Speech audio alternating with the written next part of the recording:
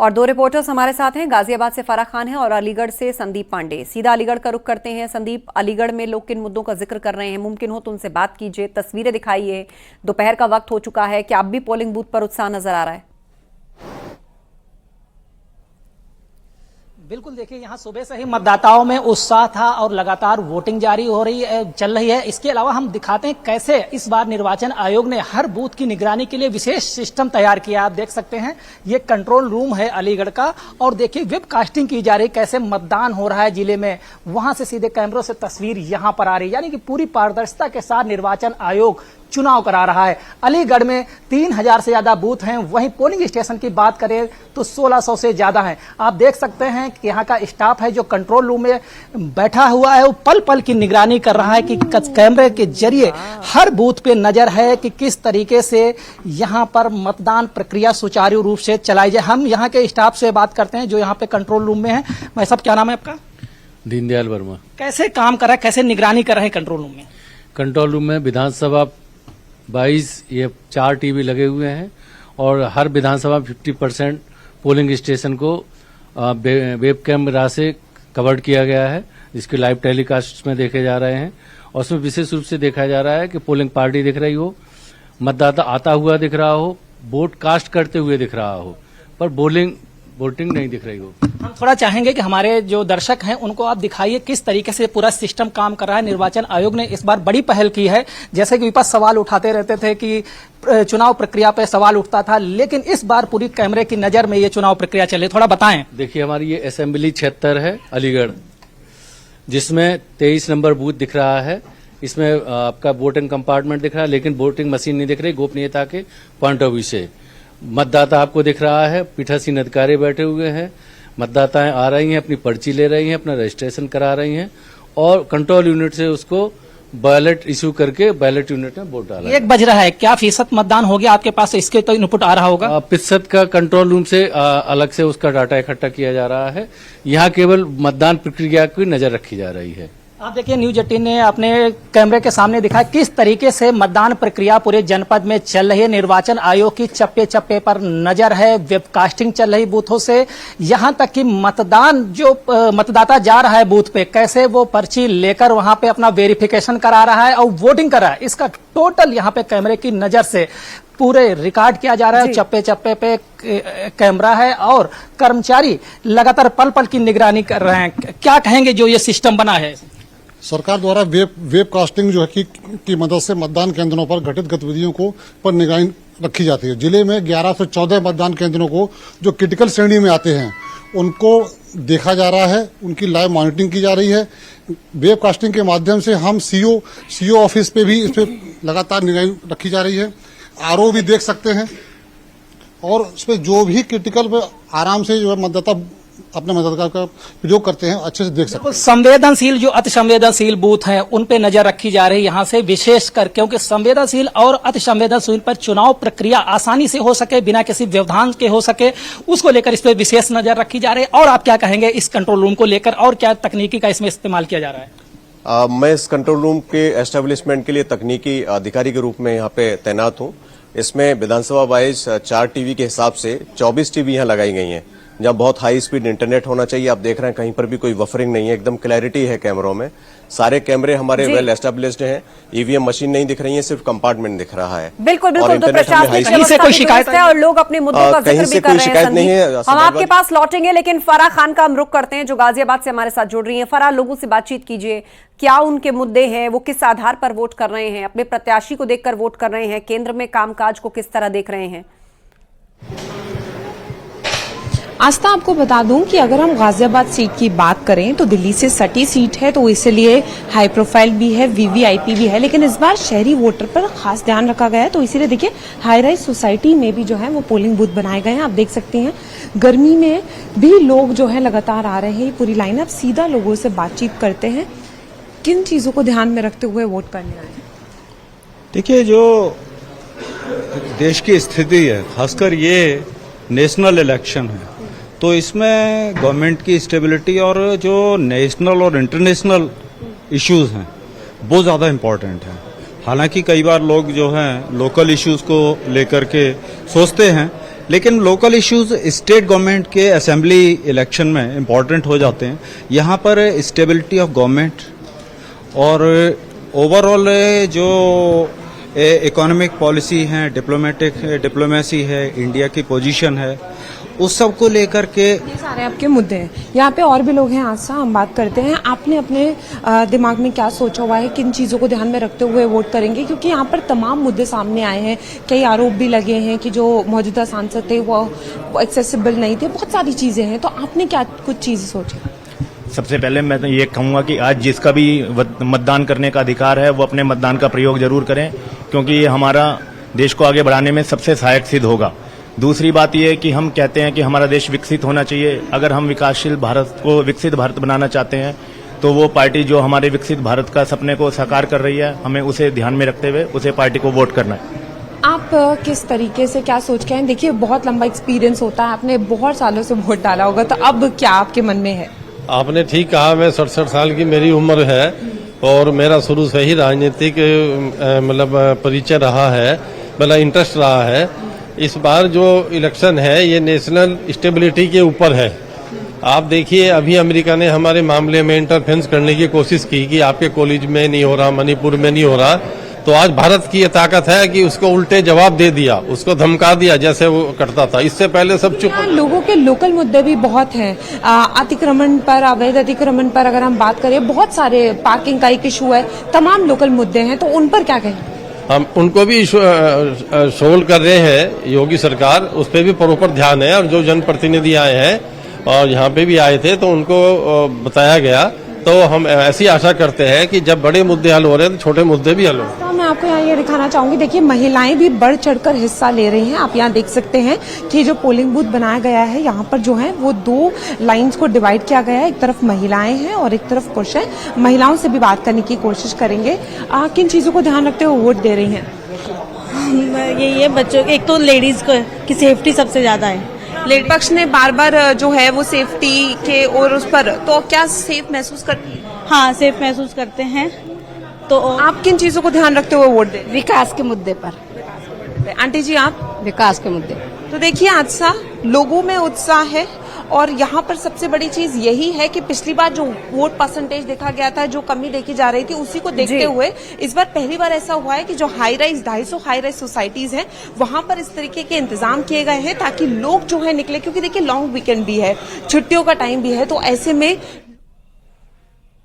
और बड़ी खबर हमें मिल रही है, अलीगढ़ में 35.33% वोटिंग हुई। 1 बजे तक का ये डेटा है। कुल वोटिंग 35.33% वोटिंग हुई है और अलीगढ़ में 35.33% वोटिंग की खबर है। 1 बजे तक का ये डेटा है। तो मतदान को लेकर ये खबर आई है सामने और एक एक करके बाकी लोकसभा सीटों का भी हाल हम आपको आगे बताएंगे। गेस्ट पैनल हमारे साथ जुड़ रहा है। हरीशचंद्र श्रीवास्तव जी, बीजेपी प्रवक्ता, नेहा यादव, समाजवादी पार्टी की प्रवक्ता, अरविंद जयतिलक, राजनीतिक विश्लेषक हमारे बीच में है। सबसे पहले हरीशचंद्र जी, आपका रिएक्शन अभी तक के मतदान को लेकर?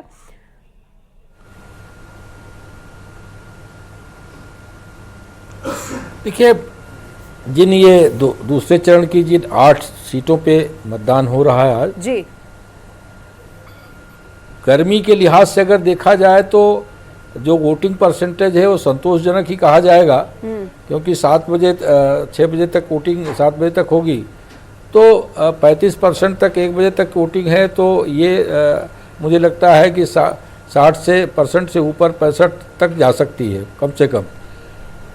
और जो भारतीय जनता पार्टी की आदरणीय मोदी जी की सरकार, योगी जी की सरकार का जो परफॉर्मेंस रहा है, वो मतदाताओं के सबके जो अभिव्यक्ति भी आपके जो रिपोर्टर दे रहे हैं उनके माध्यम से जो आ रही है, और वैसे भी जनता जनार्दन के साथ अगर आप इंटरेक्ट करेंगी तो जो कानून व्यवस्था है और जिस तरह से आम आदमी की समृद्धि और खुशहाली के लिए काम हुआ और गरीब कल्याण की योजनाओं का, लोक कल्याण की योजनाओं का जो क्रियान्वयन हुआ बिना भेदभाव की सरकार ने रही, और विकास की दृष्टि से चाहे वो इंफ्रास्ट्रक्चर डेवलपमेंट को ले लीजिए, औद्योगिक विकास को ले लीजिए, इन विभिन्न सेक्टर पे जो काम हुए हैं वो सभी जनता जनार्दन के मन में है कि मोदी जी की सरकार विकास की दृष्टि से। ठीक है, आप विकास के मुद्दे को लेकर मैदान में हैं, लेकिन दूसरे चरण से पहले तुष्टीकरण का भी खूब जिक्र हुआ, अल्पसंख्यक विरासत टैक्स का भी जिक्र हुआ, और कर्नाटक में जिस तरह रिजर्वेशन की बात आई उसको भी एनडीए ने जनता तक पहुंचाया। नेहा यादव हमारे बीच में है, प्रवक्ता एसपीपीसीआर, अगर वो हैं तो कंफर्म करिए क्योंकि वो विंडो में नहीं दिख रही। चलिए थोड़ी देर में हमारे साथ जुड़ेंगी अरविंद जयतिलक जी, राजनीतिक विश्लेषक है। अरविंद जी, ये तमाम मुद्दे जिनका मैंने अभी जिक्र किया, दूसरे चरण से पहले इनका इस तरह चर्चा में आना क्या दर्शाता है? देखिए, पहली तो अच्छी बात यह है कि पहले चरण के मुकाबले दूसरे चरण में लग रहा है कि मतदान का प्रतिशत सुधरेगा। अगर 2019 को देखा जाए तो आपका गाजियाबाद, गौतम बुद्ध नगर को छोड़ करके बाकी जगह जो है लगभग 60% से ऊपर मतदान हुआ। अमरोहा में तो 71% हुआ था। अगर उस लक्ष्य को शाम होते होते अगर पूरा हो जाता है तो यह निसंदेह जो है लोकतंत्र के लिए भी मजबूती है, और दूसरी चीज़ जो है ये भी साफ रेखांकित करेगा कि नहीं जो मतदाता हैं अपने वोट को लेकर के कितने जागरूक हैं। रही बात दूसरे सवालों की, तो निसंदेह जो है जब चुनाव के दरमियान जो है ऐसे मुद्दे उठाए ही जाते हैं ताकि जो है सियासी दलों को उसका फ़ायदा मिले, क्योंकि भारतीय जनता पार्टी के लिए चाहे वो राम का मसला हो या फिर जो जिस तरह भी आपने देखा कि संपत्ति के बंटवारे का जो मसला उठा, विरासत टैक्स का मसला उठा, या कर्नाटक में जिस तरह हनुमान चालीसा को लेकर के मोदी जी ने जो कहा कि अब आपको आराम से रामनवमी का पूजा करने को मिलेगा, हनुमान चालीसा पढ़ने को मिलेगा, या फिर जिस तरह से वे उन मुद्दों को उठाने की कोशिश कर रहे हैं जो भावनाओं से लोगों को जोड़ती है। तो स्वाभाविक रूप से यह जो एक चुनाव जीतने की एक अपनी बाजीगरी भी होती है, और ये माना जाता है कि जो आपके डेवलपमेंट के जो मुद्दे हैं वो तो अस्थायी भाव है ही है, लेकिन जो लोगों में जो चुनाव के प्रति एक आकर्षण पैदा करता है या अपने लोगों को साथ में लामबंद करने की जो कोशिश होती है, वहाँ भावनात्मक मुद्दे ही काम करते हैं। तो मुझे लगता है कि मोदी जी की यह जो कोशिश है या बाकी जो भाजपा के नेता हैं उसको उसी परिप्रेक्ष्य में देखा जाना चाहिए। आस्था जी बिल्कुल। हरीश चंद्र श्रीवास्तव जी हमारे बीच में। हरीश चंद्र जी, यही सवाल आपसे, क्योंकि विपक्ष यही आरोप लगा रहा है कि इस तरह के मुद्दों का जिक्र इसलिए हो रहा है क्योंकि पहले चरण के मतदान के बाद निराशा की लहर है अपनी। देखिए, विपक्ष के पास कोई मुद्दा नहीं है। एक पिछले 2-3 चुनावों को आप देख लीजिए तो कांग्रेस पार्टी के पास कुल एक एजेंडा रहा कि वो झूठ और भ्रम फैलाते रहे, कि झूठ और भ्रम के सहारे वो किसी तरह सत्ता तक पहुंचने की उनकी एक कोशिश रही है। जो वर्तमान ये लोकसभा का चुनाव चल रहा है, इसमें अगर कांग्रेस पार्टी अपनी मैनिफेस्टो के माध्यम से उनका कोई हिडन एजेंडा है, और उन्होंने स्पष्ट श्रीमान राहुल गांधी ने भी कहा कि वो एक्सरे कराएंगे और संपत्ति के सर्वे की बात उन्होंने अपने घोषणा पत्र में डाली है। मनमोहन सिंह जी ने जो बात कही थी वो आज पब्लिक डोमेन में है। इस तरह कर्नाटक में कांग्रेस पार्टी की सरकार है, वहाँ जिस तरह से पिछड़े वर्ग के आरक्षण में उन्होंने मुस्लिम समाज के लोगों को 15% वहाँ जो मुस्लिम समाज है उसमें जो पिछड़ी जातियों में ला करके उनको आरक्षण देने की का उन्होंने कार्य किया। तो ये सारी चीज़ें, हम एक जिम्मेदार राजनीतिक दल हैं तो हमारा काम भी है कि हम इन जो कांग्रेस पार्टी या विपक्षी दल का जो इनका गठबंधन है, इनकी क्या नीति है और इनकी क्या मंशा है वो हम जनता जनार्दन तक पहुँचावें और उनको आगाह करें कि किस तरह से ये सामाजिक ताने बाने को छिन्न भिन्न करना चाहते हैं, किस तरह से आपके अधिकारों को ये लूटना चाहते हैं।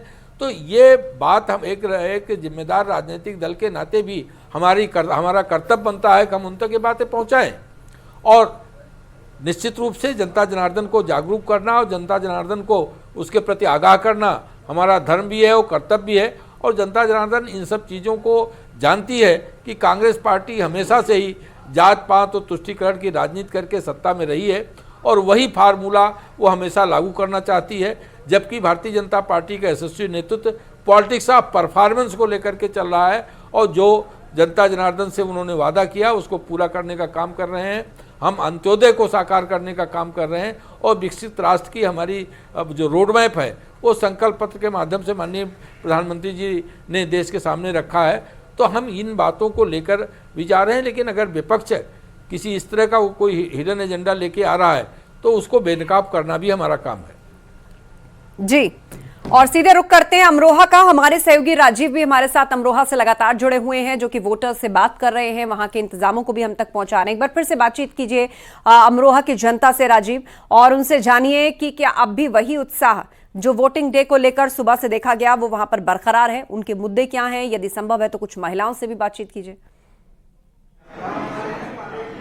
और देखिए इस वक्त मैं अमरोहा के उस कंट्रोल रूम में खड़ा हूं जहां से पूरे मतदान प्रक्रिया पर नजर रखी जा रही है। आप देख सकते हैं कि इस वक्त ये जो कंट्रोल रूम है यहाँ पर तमाम जो अधिकारी और कर्मचारी हैं यहाँ से न्यूज 18 को वॉच किया जा रहा है और किस तरह से मतदान प्रक्रिया चल रही है, कहाँ पर कितना वोटिंग परसेंटेज हुई है, ये टीम हम सब तक ये डाटा पहुंचा रही है। आप देख सकते हैं कि लगातार जो ये मोबाइल फोन्स हैं इनके जरिए ये लोग डाटा कैलकुलेट करते हैं और वो जनता तक पहुंचाते हैं। आप देख रहे हैं ये पूरी जो टीम है ये पूरे अमरोहा में किस तरह से मतदान हो रहा है, किस तरह से यहाँ पर ये प्रक्रिया चल रही है, इसकी जानकारी दे रहे हैं। हमारे साथ कुछ अधिकारी मौजूद हैं जिससे हम बात करेंगे कि कितना वोटिंग परसेंटेज हुआ है, किस तरह से आप मॉनिटर कर रहे हैं। यहाँ पर हम लोग टीम लगाए हैं और टीम सेक्टर मजिस्ट्रेट से लगातार बात कर रही है। इसके साथ साथ MPS ऐप है, MPS ऐप पे पीठासीन द्वारा फीडिंग की जा रही है और जो कि पोर्टल पे दिखाई देता है उसी आधार पे हम लोग काम कर रहे हैं। अगर अब तक की लेटेस्ट अपडेट की बात करें तो कितने परसेंटेज हुआ है? इस समय 42% हो गया है